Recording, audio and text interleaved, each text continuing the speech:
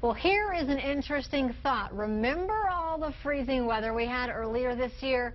Well, it's been about 9 months since then, and now there is a baby boom. Yep, we'll let you make the connection right there. And you know, new parents are trying to save because babies, well, they're expensive. And this morning we have got financial expert Shane Sullivan here with us. You're with Valhaven Wealth, and you're here to help budget for a new baby. You're a father yourself. Yes, I am. So you know how pricey they can be. I'm afraid so. I can tell you as a parent that the cost of raising a child can be overwhelming. A recent study by the Department of Agriculture found out that the average family spends $300,000 per child by the time they're 17 years old. Wow. That does not include college costs. And what's great about the study is that it's not just diapers and food and things you'd predict.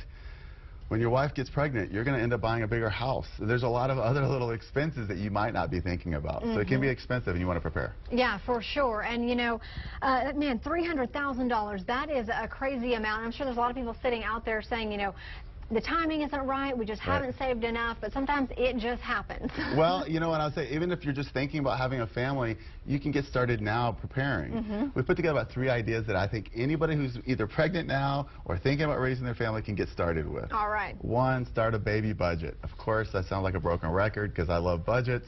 But really, you can go on our website at valhavenwealth.com. We have a little calculator there from the USDA that helps you calculate the predictable costs. Okay, it's going to be things that you can predict, like diapers and formula and all that. It's going to be a number, and it can be scary. But let me encourage you, you're also going to save money in other places. I hate to tell you, you're not going to be going out to eat as much. Yeah. Okay? So, and if one of you decides to stay home, you'll be surprised at the amount of money you save on commuting, work clothes, dry cleaning, all those kind of expenses tend to go down. Yeah, definitely a conversation. If one person, you know, you got to look at their salary. Well, if daycare is more than that. Well, that's a very good point. If you are thinking about daycare is very expensive. And as we were talking about, there's even waiting lists now. So the demand is very, very high. You may have to have a tough decision. Does it make more financial sense for one of us to stay home and raise a child?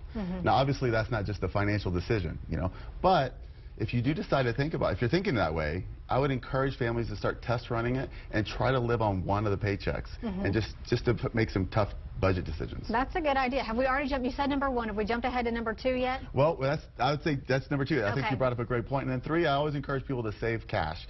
You're going to have a lot more emergencies in your life. We encourage anyone to have about 3 to 6 months in cash on hand. But if you're thinking about families, that's just more emergencies to prepare for. You'd be surprised. So I encourage you to start saving, saving, saving. And while you're still both working, pay off any kind of silly debts. All right. Good advice. Thank you so much for coming in this morning. Happy to be here. Yeah, we'll have all of those tips on our website at kxan.com.